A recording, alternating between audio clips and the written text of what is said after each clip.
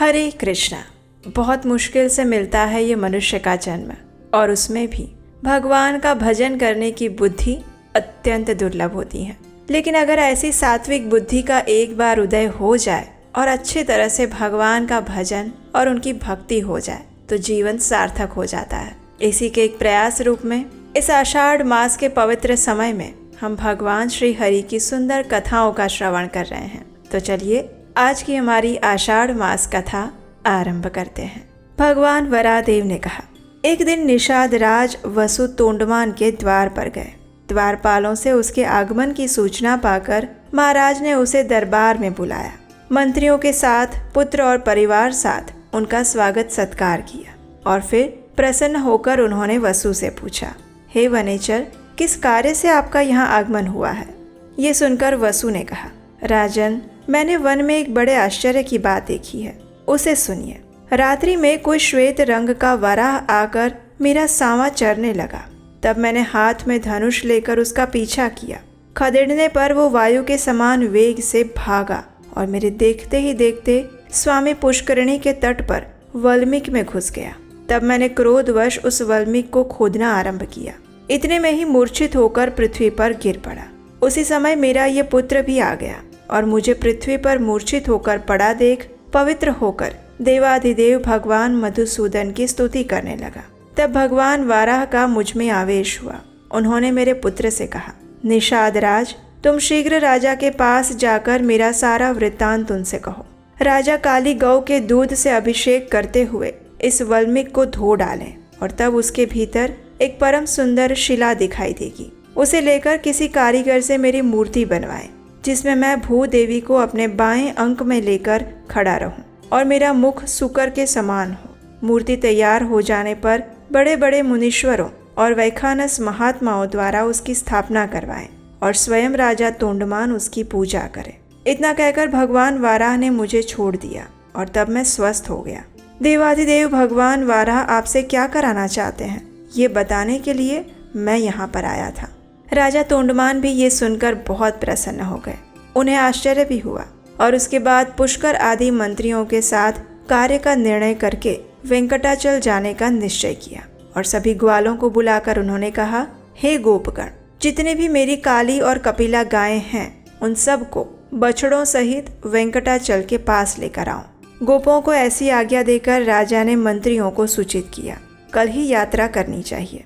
इसके बाद सभी प्रजा को विदा करके जितेंद्रिय राजा ने अंतःपुर में प्रवेश किया और अपनी पत्नियों से वाराह जी की वो कथा सुनाकर वे रात्रि में वहीं पर सो गए। सपने में भगवान श्रीनिवास ने राजा को बिल का मार्ग दिखाया और उनके नगर से लेकर बिल के अंत तक मार्ग में पल्लव बिछा दिए।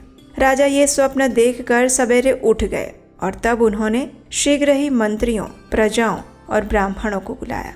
उन सबसे अपना देखा हुआ सपना सुनाकर जब उन्होंने दरवाजे पर दृष्टि डाली तो वहां पल्लव बिछे हुए दिखाई दिए और तब उपयुक्त मुहूर्त में घोड़े पर सवार होकर राजा तोंडमान घर से चल पड़े और बिल के पास पहुंचकर वहीं उन्होंने नगर बनाया।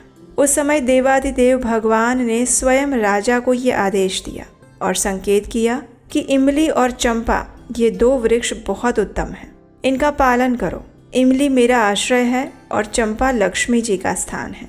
अतः राजाओं, ऋषियों, देवताओं और मनुष्यों को इन दो वृक्षों की वंदना करनी चाहिए। तोंडमान से ऐसा कहकर भगवान विष्णु चुप हो गए। उनका वचन सुनकर राजा ने चाहार दीवारी बनवाई और वैखानस कुल के मुनियों से पूजन करवाया। वे प्रतिदिन बिल के मार्ग से आकर भगवान को प्रणाम करते और लौट जाते। उन्होंने उत्तम भोग भोगते हुए धर्म पूर्वक राज्य किया। इसी समय दक्षिण देश के एक श्रेष्ठ ब्राह्मण गंगा स्नान के लिए अपनी पत्नी के साथ घर से निकले हुए थे। मार्ग में ब्राह्मणी गर्भवती हुई। उसे इस दशा में देखकर और अपने साथ चलने में असमर्थ जानकर ब्राह्मण देवता राजा के द्वार पर आए। द्वारपाल से उनके आगमन की सूचना पाकर राजा ने उन्हें दरबार में बुलाया और विधि पूर्वक उनकी पूजा की और उनसे कुशल समाचार पूछा। राजा ने कहा, हे ब्राह्मण, आपके आगमन का क्या हेतु है, बताइए, मैं आपकी किस आज्ञा का पालन करूं? यह सुनकर ब्राह्मण ने कहा, हे नृपश्रेष्ठ, मैं वशिष्ठ कुल में उत्पन्न वीर शर्मा नामक सामवेदी ब्राह्मण हूँ। घर से गंगा स्नान के लिए पत्नी को साथ लेकर चला था। मार्ग में ये गर्भवती हो गई। यह कुशिक वंश की कन्या और बड़ी पुण्यशालिनी है। इसका नाम लक्ष्मी है। ये बड़ी सुशील और पतिव्रता है। इसे मैं आपके घर में रखकर अपना व्रत पूर्ण करना चाहता हूँ। अतः जब तक मैं लौटकर ना आ जाऊं तब तक आप इसकी रक्षा कीजिए। ब्राह्मण की बात सुनकर राजा ने 6 महीने के लिए चावल और धन देकर ब्राह्मणी के लिए अंतःपुर में एक घर दे दिया। अपनी पत्नी को वहां रखकर ब्राह्मण प्रसन्नता पूर्वक गंगा स्नान के लिए चले गए। उत्तम क्षेत्र प्रयाग में भागीरथी गंगा के तट पर पहुंचकर उन्होंने स्नान किया। वहां से काशी की यात्रा की और वहां भी 3 दिनों तक रहकर वे गया चले गए। वहां उन श्रेष्ठ ब्राह्मण ने अपने पितरों का श्राद्ध किया और उसके बाद अयोध्यापुरी की यात्रा करके वे बद्रिकाश्रम में गए। फिर शालिग्राम तीर्थ का सेवन करके अपने देश की ओर लौट पड़े और इसी में 2 वर्ष बीत गए। वैशाख मास की शुक्ल पक्ष या एकादशी तिथि को वे पुनः राजा के पास गए। राजा ब्राह्मणी को भूल चुके थे। उन्होंने उसका कभी स्मरण नहीं किया। ब्राह्मणी स्वाभिमानी थी। 6 महीने बाद अन्न समाप्त हो जाने पर भी वो मांगने के लिए नहीं गई। घर में ही मरकर सूख गई थी। उसके बाद वीर शर्मा ब्राह्मण ने गंगा जल की पिटारी खोलकर 1 शीशी गंगाजल राजा को भेंट किया और पूछा, मेरी धर्म पत्नी कुशल से तो है ना? तब राजा ने ब्राह्मण को स्मरण करके कहा, आप ठहरिए, मैं अभी आता हूँ। ये कहकर उन्होंने अंतःपुर में जाकर देखा तो ब्राह्मणी घर में ही मर गई थी। ब्राह्मण को ये बात ना बताकर राजा ने उसी उत्तम बिल में प्रवेश किया और श्री तथा भूदेवी के साथ भगवान श्रीनिवास का दर्शन करने के लिए वेंकटाचल पर चले गए।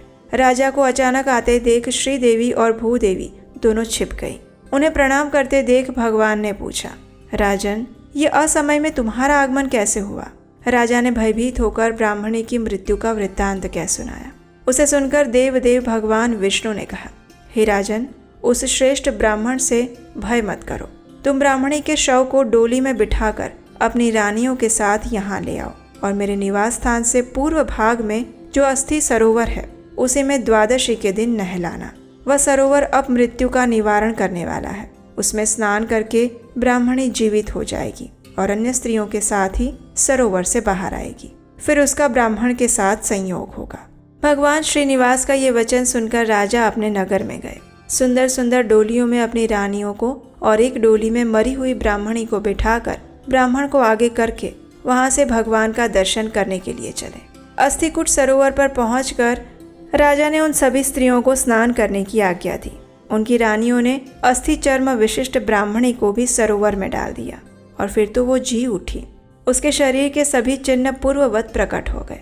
उसके बाद वो मंगलमयी ब्राह्मणी रानियों के साथ स्नान करके सरोवर से बाहर आई और तीर्थ यात्रा से पुनः लौटे हुए अपने स्वामी ब्राह्मण देवता से प्रसन्नता पूर्वक मिली। राजा ने भगवान की पूजा करके ब्राह्मण को धन दिया। 1000 सुवर्ण मुद्राएं और भांति भांति के वस्त्र प्रदान किए और स्वदेश जाने के लिए उन ब्राह्मण दंपत्ति को सादर विदा कर दिया।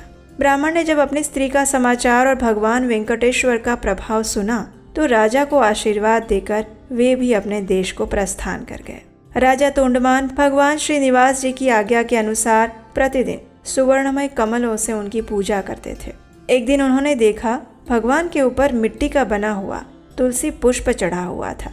इससे विस्मित होकर राजा ने पूछा, हे भगवान, ये मिट्टी के कमल और तुलसी पुष्प चढ़ाकर कौन आपकी पूजा करता है?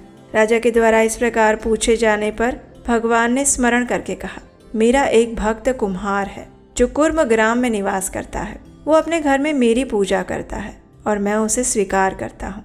भगवान की ये बात सुनकर राजा उस कुम्हार को देखने के लिए गए और कुर्मपुर में जाकर उसके घर पहुंचे। राजा को आया देख कुम्हार उन्हें प्रणाम करके आगे खड़ा हो गया। उसका नाम भीम था। राजा ने उससे पूछा, भीम, तुम अपने कुल में सबसे श्रेष्ठ हो, बताओ भगवान की पूजा किस प्रकार करते हो? राजा के द्वारा पूछे जाने पर कुलाल ने कहा, महाराज, मैं कभी कोई पूजा नहीं जानता। भला आपसे किसने कह दिया कि कुम्हार पूजा करता है? तब तोंडमान ने कहा, स्वयं भगवान श्रीनिवास ने तुम्हारे पूजन की बात की है। राजा की बात सुनकर कुम्हार को पूर्व काल में दिए हुए भगवान के वरदान का स्मरण हो आया। उसने कहा, महाराज, पहले भगवान वेंकटेश्वर ने मुझे ये वरदान दिया है कि जब तुम्हारी की हुई पूजा प्रकाशित हो जाएगी, जब राजा तोंडमान तुम्हारे द्वार पर आ जाएंगे और उनके साथ तुम्हारा संवाद होगा, तब तुम्हें मोक्ष प्राप्त हो जाएगा। इतना कहकर पत्नी सहित कुम्हार ने वहां आए हुए विमान को और उस पर बैठे हुए भगवान जनार्दन को देखकर उन्हें प्रणाम किया और फिर अपने प्राण त्याग दिए। तब राजाधिराज तोंडमान के देखते ही देखते विमान पर बैठकर दिव्य रूप धारण करके दिव्य रूप धारिणी पत्नी के साथ वह कुम्हार भगवान विष्णु के परम धाम चला गया। ये अद्भुत घटना देखकर राजा हर्ष में भरे हुए अपने नगर में आए और अपने श्रीनिवास नामक पुत्र का विधि पूर्वक राज्याभिषेक करके उन्होंने अपने पुत्र से कहा, हे वत्स, तुम धर्म पूर्वक सभी मनुष्यों का पालन और पृथ्वी का रक्षण करना। अपने पुत्र को ये आज्ञा देकर बुद्धिमान राजा ने बड़ी भारी तपस्या की। तपस्या करते समय भगवान ने उन्हें प्रत्यक्ष दर्शन दिए। वे श्री तथा भूदेवी के साथ गरुड़ पर आरूढ़ होकर वहां पर आए और तब भगवान ने कहा, हे राजन, मैं तुम्हारी तपस्या से बहुत संतुष्ट हूँ। बताओ तुम्हारी क्या इच्छा है। देवाधिदेव भगवान के ऐसा कहने पर सम्राट तोंडमान अत्यंत प्रसन्न हो गए। हाथ जोड़कर गदगद वाणी में कहने लगे, हे माधव, मैं आपके जरा मृत्यु रहित धाम में निवास करना चाहता हूँ। मुझे यही मनोवांछित वरदान दे दीजिए। ऐसा कहकर राजा भगवान के पास पृथ्वी पर साष्टांग गिर गए और शरीर त्याग कर विमान पर जाकर बैठ गए। उस समय गंधर्वगण उनकी स्तुति करने लगे। राजा भगवान विष्णु का सारूप्य प्राप्त करके शोक मोह रहित, जरा मरण वर्जित और पुनरावृत्ति शून्य वैकुंठ धाम में चले गए।